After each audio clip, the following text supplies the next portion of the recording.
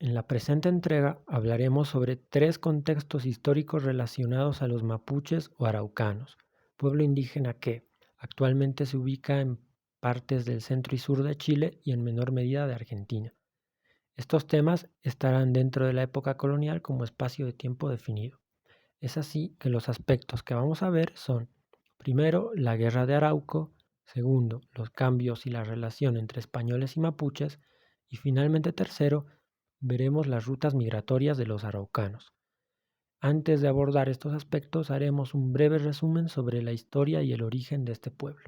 En cuanto al origen y la llegada de los mapuches al lugar donde se asentaron, se manejan varias hipótesis. Una fue la del historiador Ricardo Lachmann, que sostiene que grupos nómadas de la selva amazónica, el Chaco y la Pampa argentina, se establecieron a orillas del Pacífico austral. No obstante, la hipótesis de Lachmann tuvo varios detractores que consideraron que su teoría era incorrecta. Uno de ellos fue el historiador Tomás Guevara, quien afirmó que el origen mapuche proviene de la zona del altiplano. Los mapuches, ya asentados en actual territorio chileno, son considerados descendientes de las culturas Pitrén, que datan entre los años 100 y 1100 después de Cristo, y la cultura del Vergel, datada entre el 1100 y 1450. La ubicación donde se desarrolló esta cultura fue entre el río Itata y el río Toltén. Tenían su propio idioma llamado mapudungún. El consumo estaba basado en la recolección y cosecha de alimentos, sobre todo hortalizas. Poseían 4 tipos de animales: llama, guanaco, huemul y el pudú. Los mapuches tenían mucho respeto y cuidado por la naturaleza. De hecho, limitaban la caza de animales solo para consumo necesario. Primer aspecto: Guerra del Arauco. Tras la llegada de los españoles, se estableció un proceso de colonización, logrando la conquista de los imperios azteca e inca en 1521 y 1533. A partir de ahí, los españoles pretendieron expandirse a lo largo del continente, llegando al actual territorio chileno, y bajo el mando del militar Pedro de Valdivia, conquistaron el norte, centro y parte del sur de lo que hoy es Chile, fundando la ciudad de Santiago en 1541 y estableciendo así en el siglo XVI la Capitanía General de Chile. De esta manera logran conquistar a una parte de la población mapuche y los introdujeron al sistema de encomiendas, que en este caso consistía en la explotación del oro. No obstante, tras los abusos de los encomenderos y la exigente presión en los lavaderos de oro, comenzó una fuerte resistencia y oposición de los mapuches, dando así inicio a la Guerra de Arauco, conflicto que duró 120 años, de 1536 a 1656. Podemos destacar a dos personajes por el lado de los españoles: el ya mencionado Pedro de Valdivia, primer gobernador de la Capitanía General de Chile, y por el lado de los araucanos, el mapuche Lautaro, quien lideró a su pueblo, ambos eh, en la primera fase de la guerra, donde se enfrentaron y Lautaro asesinó a Valdivia. Después de 1656, los conflictos bajaron la intensidad y la situación comenzó a pacificarse. La intención de los españoles obviamente era la de dominar a los mapuches, y pese a tener mayor y mejor armamento, no lograron derrotarlos, debido a la fuerte resistencia mapuche. Así, tras 120 años de guerra, los españoles terminaron perdiendo el interés de seguir invirtiendo en un conflicto el cual no lo iban a ganar. De esta forma, la guerra pasó por momentos de pacificación a través de varios tratados que terminaron la guerra oficialmente en 1772 con el Parlamento de Negrete, en el que se estableció una frontera en el río Biobío. Cambios y relación entre españoles y mapuches. Segundo aspecto. Después del Parlamento se llevaron a cabo varias actividades que recordaban la paz, y es por ello que en años posteriores se hacían entrega de regalos, además de fiestas y paradas militares que compartían ambos grupos. El contacto entre españoles y araucanos generó cambios en la cultura mapuche.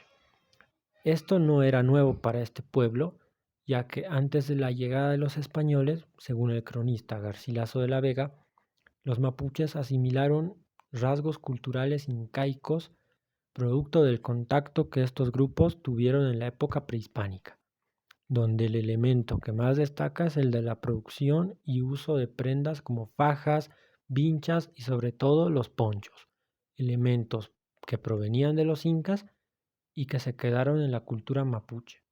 Con el paso del tiempo, los araucanos pasaron de ser una cultura recolectora y cazadora a una ganadera, introduciendo nuevas especies de animales y alimentos, además de un nuevo sistema económico basado en la ganadería mercantil. Con respecto a la ganadería, en el siglo XVII los mapuches incorporaron a su cultura los caballos, vacas y ovejas. Los caballos fueron robados a los soldados españoles durante la guerra y fueron domados rápidamente. Con respecto a las vacas y ovejas, los mapuches fueron hacia la cordillera de los Andes y la pampa argentina para obtener a estos animales, establecidos ahí luego de ser traídos de Europa. Así, los mapuches llevaban ganado a la zona central y sur de lo que hoy es Chile. En cuanto a los alimentos, se introdujeron muchas semillas que fueron traídas por los españoles, aunque la agricultura no la iban a practicar en grandes cantidades como la ganadería, según el cronista Fran Antonio Sors. La ganadería fue derivando en prácticas comerciales donde los animales fueron utilizados como moneda para el intercambio de productos como vestimentas, alimentos, hierba y bebidas. Hubo una interesante relación comercial entre ambos grupos. Ya a finales de la colonia, en la zona central de Chile, se realizaban varias ferias comerciales para españoles y mapuches. El historiador José Bengoa menciona que los productos se pagaban con animales y se establecían precios fijos en las mercancías. En cuanto a la organización social, los mapuches no tenían un sistema estructurado como el de otras culturas. Sin embargo, esto fue beneficioso, ya que, según el historiador Álvaro Jara, los mapuches no pudieron ser dominados por los incas como por los españoles, gracias a su forma de gobierno no centralizada, la que permitió su resistencia. En palabras del historiador José Bengoa, cito: a diferencia de los incas y mexicanos, que poseían gobiernos centralizados y visiones políticas internas, los mapuches poseían una estructura social no jerarquizada. En la situación mexicana y andina, el conquistador golpeó el centro de poder político y al conquistarlo se aseguró el dominio del imperio. En el caso mapuche, esto no era posible, ya que su sometimiento pasaba por el de cada una de las miles de familias independientes. De esta manera, podemos observar que la organización social de los mapuches se centraba en la familia. La familia podía ser amplia, ya que en muchos casos tenía como miembros al abuelo con su esposa, los hijos con sus esposas y si eran adultos los nietos con sus esposas. Todos estos integrantes vivían juntos en la misma vivienda o ruca. Esta conformación también nos muestra que los hombres se mantenían dentro de su familia y eran las mujeres que, al casarse, dejaban sus rucas para integrarse a la familia de sus maridos. Los grupos de familias que vivían cerca formaban una comunidad y escogían a una persona para que sea el jefe de esos grupos. Este líder era llamado lonco. En los tiempos de guerra, los loncos de las diferentes comunidades se reunían y escogían a un toqui. El toqui era el jefe militar que lideraba y organizaba a las familias en los conflictos. Para administrar la justicia estaban los ulmen, o los grandes sabios, que resolvían conflictos entre individuos o grupos de familia y también daban consejos o formaban alianzas. Con respecto a la división del trabajo, las mujeres realizaban labores hortícolas y de textilería, mientras que los hombres se dedicaban a la recolección, caza y pesca. Ya con la inclusión de caballos, vacas y ovejas, fueron los hombres quienes se encargaban de su crianza.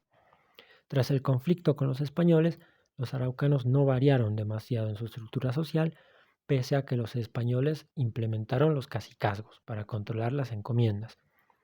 De todos modos, la organización social mantuvo la base de la familia y mantuvieron a los loncos, ulmen y toquis como sus líderes. Un elemento importante que muestra la relación española y mapuche desde su lado pacífico es la obra Cautiverio Feliz, de Francisco Núñez de Pineda y Bascuñán, cronista y militar español, quien fue capturado por los mapuches en 1629 en plena guerra de Arauco. En su obra, el autor cuenta que vivió con los nativos durante 7 meses, compartiendo y formando parte de sus tradiciones.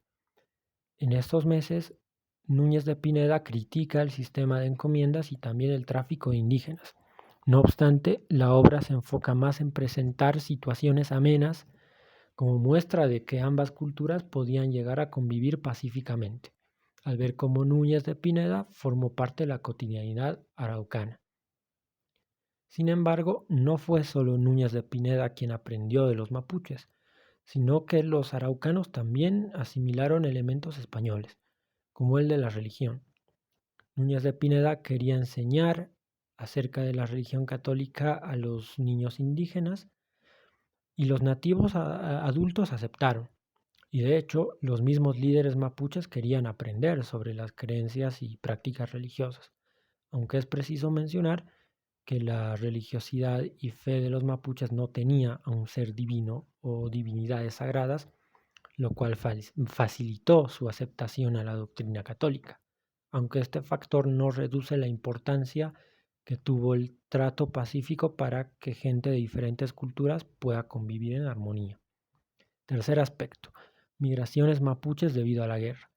Tras la dureza de la guerra y las pestes, los mapuches comenzaron a realizar movimientos migratorios hacia Argentina para prever una posible derrota. Las poblaciones más asoladas fueron las que estaban cerca del río Maule. Es así que las familias que vivían en la zona fronteriza fueron trasladándose cada vez más hacia el sur para estar más seguros. Y aunque estas tierras eran poco beneficiosas para la recolección y la caza, tenían superficies planas y gran cantidad de pastizales para el ganado que se iba introduciendo. Además del sur, los mapuches se trasladaron hacia las zonas de las cordilleras y de la pampa argentina, mientras obtenían ganado vacuno y bovino. Terminarían asentándose en la cordillera de Nahuel Buta, la cordillera de los Andes y la pampa argentina. Tras lo mencionado, la comunidad araucana fue extendiéndose cada vez más en territorio argentino y al principio no hubo mayor problema, ya que luego del fin de la guerra de Arauco, los españoles no volvieron a enfrentarse con ellos. Debido a esta etapa de calma, los mapuches se extendieron desde el sur hacia el centro argentino y este fue un proceso que lo llevaron durante la época colonial y después de la colonia. Ya cuando Chile y Argentina se consolidan como países soberanos, comenzarán muchos problemas para los mapuches, ya que estos gobiernos van a iniciar un proceso de expansión territorial, en el que amplían su territorio y sobre todo en Argentina se llevarán de nuevo enfrentamientos contra los araucanos, donde en esta ocasión no pudieron resistir y fueron derrotados, siendo cada vez más reducidos en población y territorio. A modo de epílogo, creemos que se pudo sintetizar, explicar y señalar acerca de los enfrentamientos, relaciones, cambios y migraciones que el pueblo mapuche atravesó durante la época colonial, también mencionando un poquito los antecedentes y un poquito datos posteriores a la colonia, pero destacando siempre el carácter aguerrido, fuerte y también todos esos cambios con respecto a la ganadería y a la economía que este pueblo afrontó en la época colonial. Sin más, me despido y bueno,